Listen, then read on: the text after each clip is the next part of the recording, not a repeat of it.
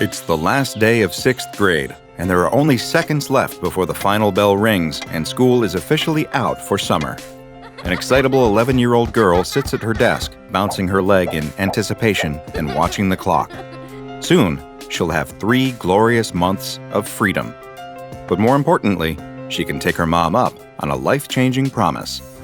They made a deal when they moved to this new town.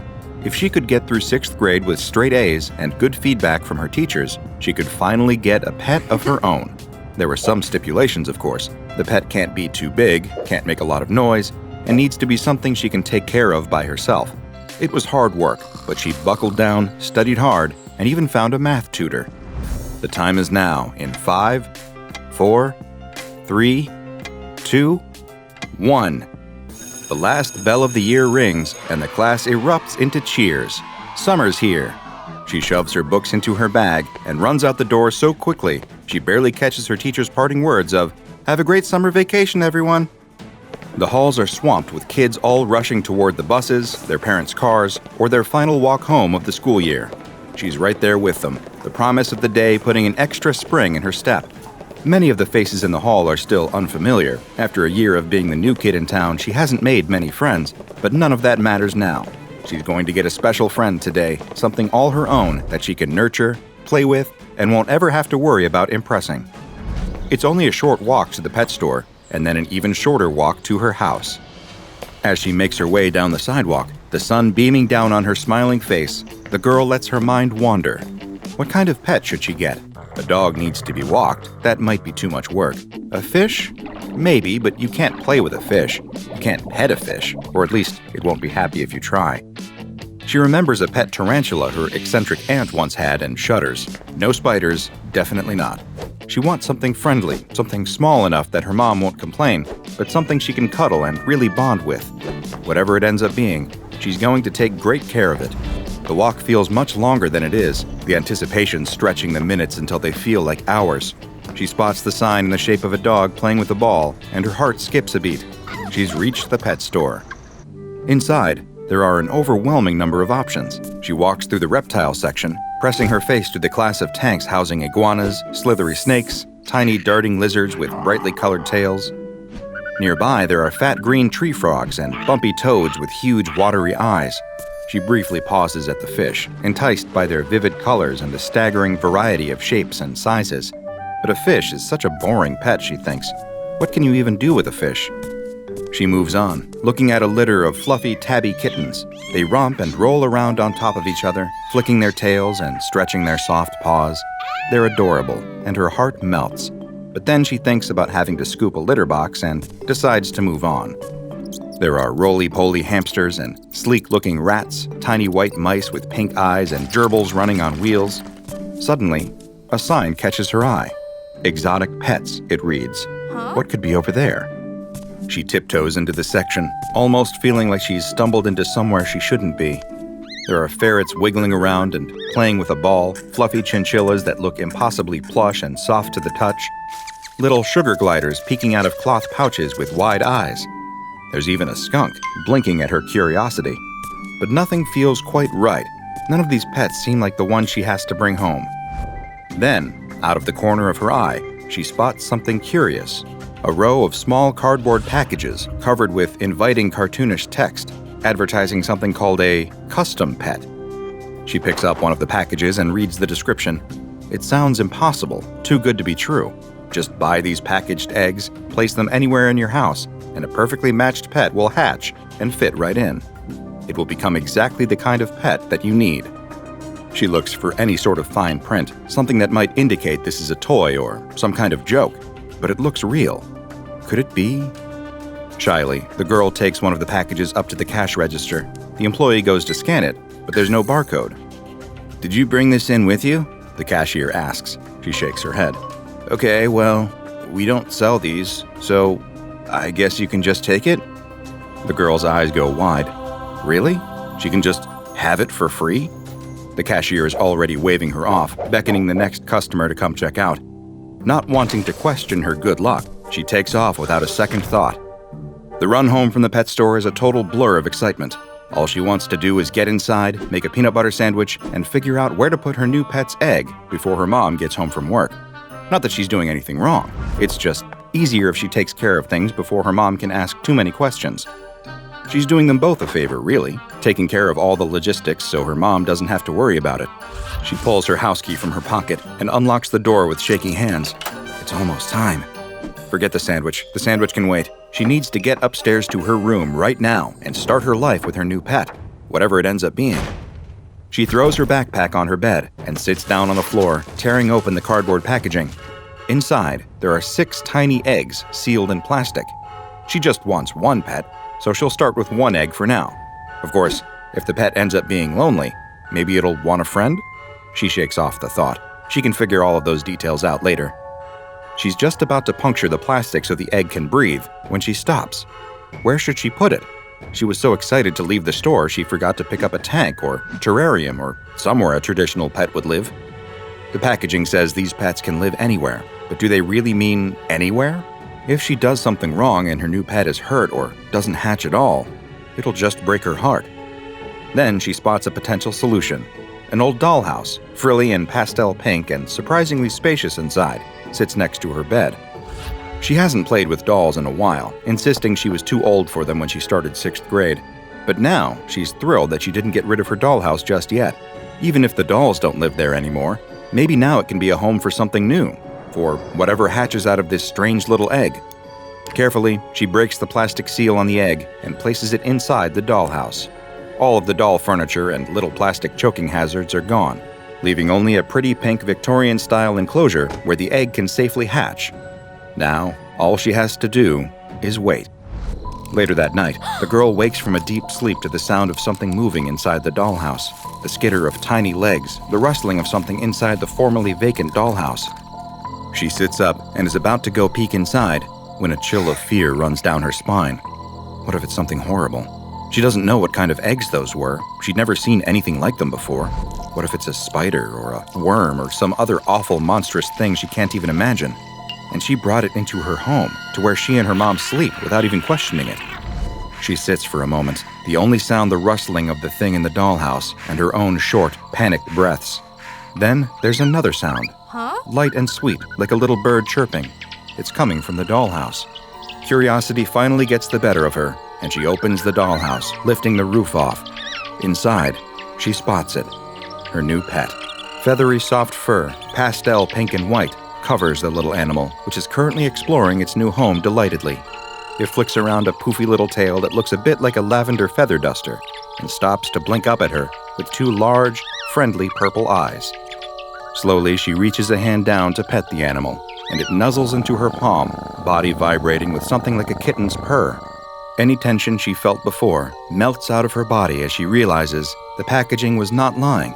She put the pet in an environment that was comforting, sweet, happy, a piece of childlike joy, and it had become the living embodiment of those things.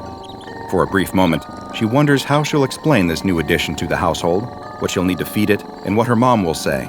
But then her new best friend chirps happily again, and all she can think is, this is going to be an amazing summer. Things worked out very well for the girl. Meanwhile, other families across town were screaming in horror as a tiny fire-breathing creature set their drapes ablaze, and another slowly dropped down from the ceiling on a silvery thread, blending into the shadows. This girl was not the only child to bring home one of these miraculous pets and hatch it in her home, and other children were much less careful about where they put the eggs. Of course, the children weren't to blame here. The blame lay with whoever was behind the design and widespread release of these odd little animals, also known as SCP-1550.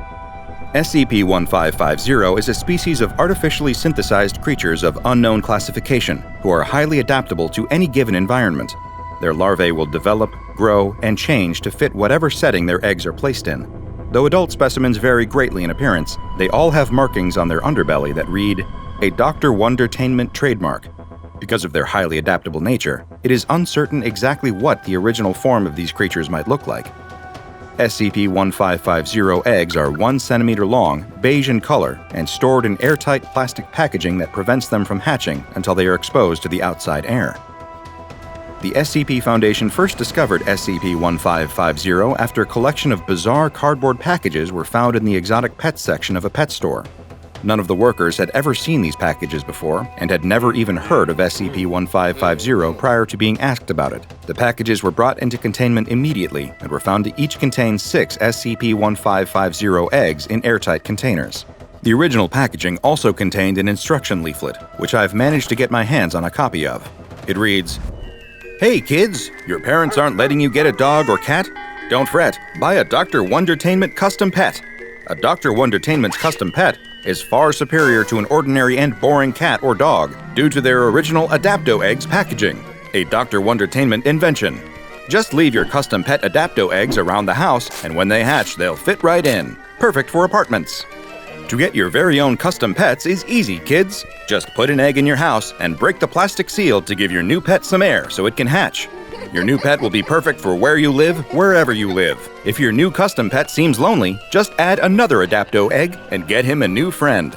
Dr. Wondertainment is not responsible for injuries or death caused by this or any other product. Wondertainment custom pets are shipped out prefixed." Who exactly is this Dr. Wondertainment? A person? A corporation? A highly intelligent octopus with a penchant for toy design? The identity of the force behind the trademark is undetermined, but whatever Dr. Wondertainment is, one thing is certain: the toys they create are highly unusual. Dozens of Wondertainment's creations have been contained by the SCP Foundation, including SCP-2855, SCP-2396, and SCP-111.